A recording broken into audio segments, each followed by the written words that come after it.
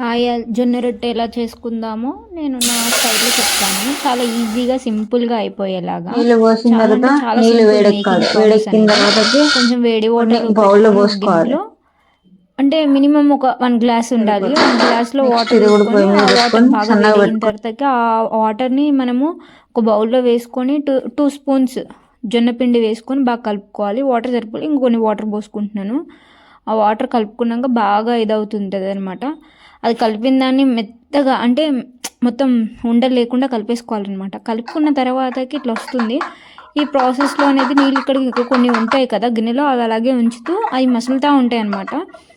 ఇప్పుడు ఇది బాగా అట్లా అయిపోయింది. కలుపుకున్నాక ఉండలు లేకుండా వాటర్ ఈ వేడిగా వాటర్ అనేది ఈ వేడెక్కినాయి కాబట్టి జొన్నపిండి నీళ్ళు బాగా అనేది గిన్నెలో ఇప్పుడు ఇది పోయాలి. వేసుకుంటూ పోసి కలపాలి. బాగా తిప్పుతూ ఉండాలి. బాగా మిక్స్ ఇంకేమైనా చేయాలి. ఉండలు అలా పడుతున్నాయి అంటే కదా, ఇందులో ఏమన్నా ఏమైనా ఉండలు ఉంటాయి పోతాయి ఉండలు అన్నమాట. లాంటివి ఏమన్నా ఉంటే ఇది పోతాయి ఎలా అన్నమాట. అంటే ఇది కనీసం ఒక అనేది బాగా దగ్గరికి 5-6 పడాలి. మినిట్స్ ఎగ్జాక్ట్గా ఎలా అంటే 7-8 మినిట్స్ మనం పడుతుంది. ఒకప్పుడు జిగట రావాలి రైస్ పిండిలో నుంచి. జిగురు ఉడకబెట్టింది జెండల జిగురులాగా కండబెట్టే వస్తేనే వాళ్ళని చూడు. జొన్నపిండి చేసుకోవడానికి బాగా జెండకు బాగా రొట్టె జిగట కొంచెం కూడా జిగటగా విరగకుండా వచ్చి ఉండడానికి అంటబెట్టే వస్తుందన్నమాట. వాళ్ళం నేను రైస్ ని. ప్రతిదానికి అలాగా ఒక్కొక్క టిప్ ఇది కూడా చెప్తాను, లాస్ట్ దగ్గరికి ఎండ్ రావాలి వరకు చూడండి. కన్సిస్టెన్సీ అనేది. ఇందులో చాలా టిప్స్ ఉంటాయి, దగ్గరకు ఎలా వస్తేనే చేయాలి ఏంటి అనేది ప్రాసెస్ మేకింగ్ మొత్తం చూపిస్తాను.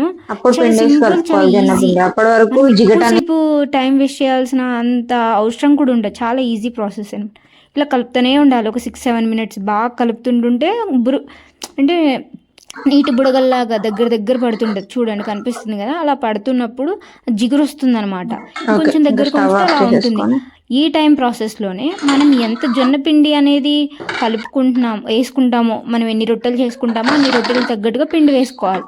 వేసుకున్న దాన్ని ఏం చేయాలి అంటే ఇట్లా కలిపేయాలి. లేకపోతే పొయ్యి మీదనే పెట్టుకొని కలుపుకోవచ్చు, అలా అయినా నో ప్రాబ్లం. కాకపోతే ఇది కలిపిన టైంలో కొంచెం నార్మల్గా కలిపేసుకొని పక్కన పెట్టుకోవాలి. ఎందుకంటే వేడి మీద మనం చేయి పెట్టి కలపలేం కాబట్టి. అలా కలుపుకునే వాళ్ళు ఉంటే కలిపేసుకొని ఏం ప్రాబ్లం లేదు. మర్చిపోకుండా ఒకసారి చిట్టి బ్లాగ్స్ని లైక్ చేయండి, కామెంట్ చేయండి. తీసేసి కనీసం ఒక లైక్ అన్నా చేయండి. మీ ఇలాంటి వాళ్ళ ఎంకరేజ్మెంట్ చాలా చాలా అవసరం. ఒక్క లైక్.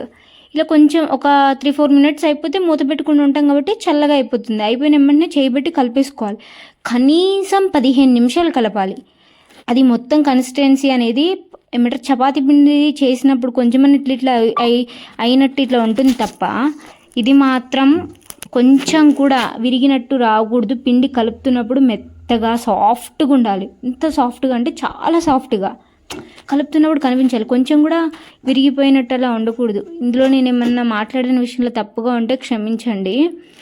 ప్రతి ఒక్కరు ఎండ్ వరకు చూడండి, నేను టిప్స్ చెప్తాను. ఇప్పుడు ఇలా కలిపే టైంలో మనం బాగా మళ్ళీ తీసుకొని మళ్ళీ పిండిని కలుపుకోవాలన్నమాట.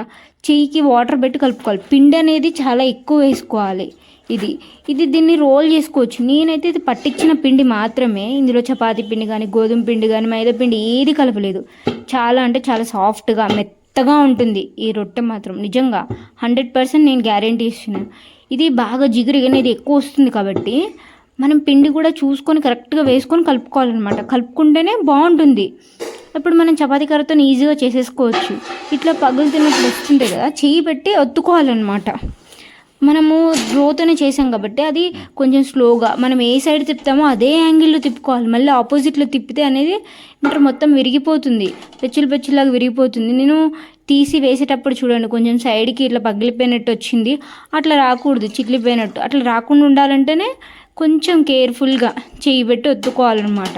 నేను వీడియో చూపించడానికి అని చెప్పేసి ఆ టైం ప్రాసెస్లో నాకు వేరే వర్క్ ఉండడం వల్ల కొంచెం చూసుకోలేదు. నేను ఆ టైంలో వేసేసాను. తర్వాత పెంక మీద వేసేసుకొని ఇప్పుడు ఏం చేయాలి, కొంచెం వాటర్తో. ఎందుకంటే మనం ఆల్రెడీ పిండి అనేది ఎక్కువ యూజ్ చేస్తాం కాబట్టి పొగ రాకుండా ఉండడానికి మనము ఆ పిండి మొత్తం బ్లాక్నెస్ ప్యాన్కి మనం ఎంత ఐరన్ ప్యాన్ పెట్టుకుని ఇంకేం పెట్టుకున్నా కూడా బ్లాక్నెస్ రాకుండా ఉండడానికి ఆ పిండికి వాటర్ అద్దుకోవాలన్నమాట. ఆయిల్ వేసుకునే అవసరం లేదు.